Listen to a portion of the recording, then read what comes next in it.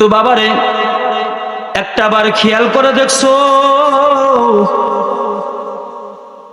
যে আল্লাহ রাব্বুল আলামিন আমাকে আপনাকে দুনিয়ার ভিতরে পাঠাইছে রে বাবা, আল্লাহ তাআলার সাথে আমরা এত নাফরমানি করি, এত গুনার কাজ করি, তারপরেও কিন্তু আল্লাহ রাব্বুল আলামিন আমাদেরকে তাজ্জু করতে করে দেয় নাই।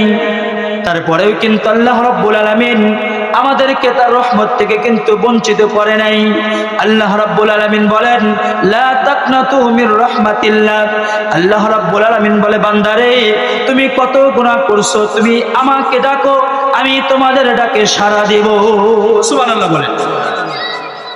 দেখছেন, মা বাবা আমাকে তাড়াইয়া দিছে বাড়ির থেকে, কেন?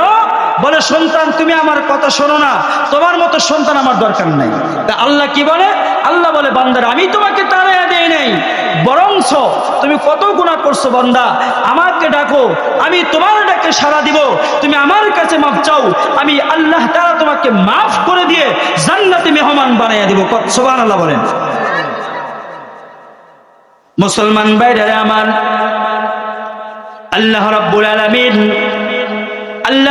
আলামিন আমাদেরকে এত ভালোবাসেন, এত মহব্বত করেন, যেই মহব্বতের কারণে এখন পর্যন্ত আমরা দুনিয়ার ভিতরে আছি।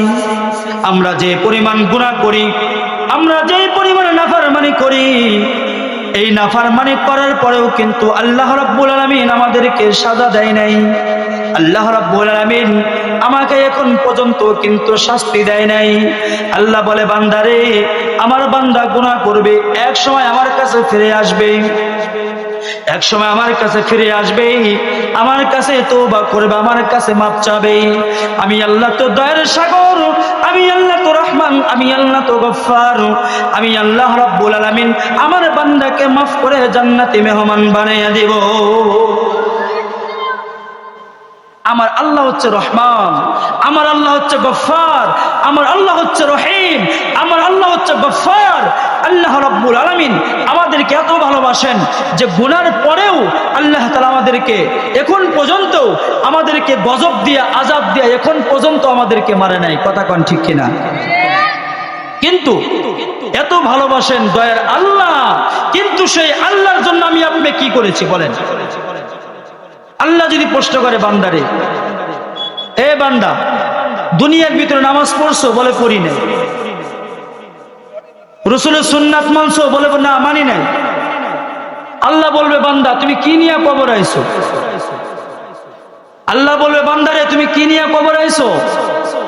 বলেন তো, আল্লাহ যদি আমাদেরকে প্রশ্ন করে, বান্দা কি নিয়ে কবর আইছো, আল্লাহর হুকুম রাসূলের সুন্নাত যদি না মানি, আল্লাহর প্রশ্নের জবাব আমাদের অন্তরে আছে? কথা বলতে হবে, অন্তরে কি আছে? আমাদের প্রশ্নের উত্তর নেই। আহারে সাহাবায়ে কেরাম তারা রাসূলের প্রতি এত মহব্বত ছিলেন, আল্লাহর প্রতি এত আশিক ছিলেন, রাসূলের প্রতি এত আশিক ছিলেন, রাসূলের প্রতি এত প্রেমিক ছিলেন, যারা রাসূলকে ভালোবাসে, এই পরিমাণ ভালোবাসে যেই ভালোবাসার কারণে তাদের জান এবং মাল আল্লাহ রাস্তায় বিসর্জন দিয়েছে। কথা কোন ঠিক কিনা?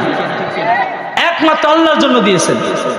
মুসলমান ভাইরা আমার, আমাদের বুঝতে হবে আমাদের একটা পরিচয় আছে, সেটা হচ্ছে আমরা মুসলমান। আমাদের যে পরিচয় আছে সেটা হচ্ছে আমরা মুসলমান।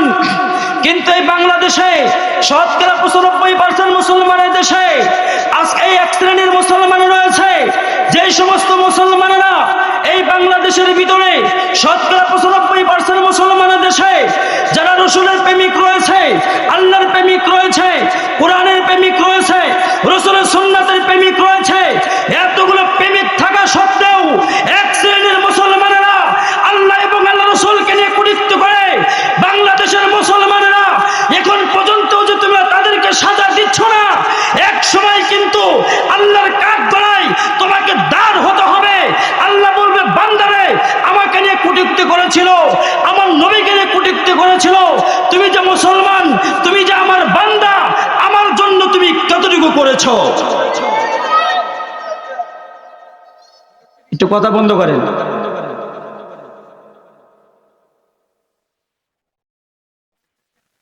বাংলাদেশে শতকরা 95% মুসলমান। কথা কোন ঠিক কিনা? কথা বলেন। এই শতকরা মুসলমান 95% মুসলমানের দেশে যদি একজন কাফের, একজন মুশরিক যদি রাসূলের বিপক্ষে কথা বলে যদি টিকে থাকতে পারে, আমি মনে করি এই নামে মুসলমান হয়ে বেঁচে থাকার থেকে না থাকা ভালো। কথা কোন ঠিক কিনা? কি পরিচয় আমরা বেঁচে থাকবো দুনিয়ায়?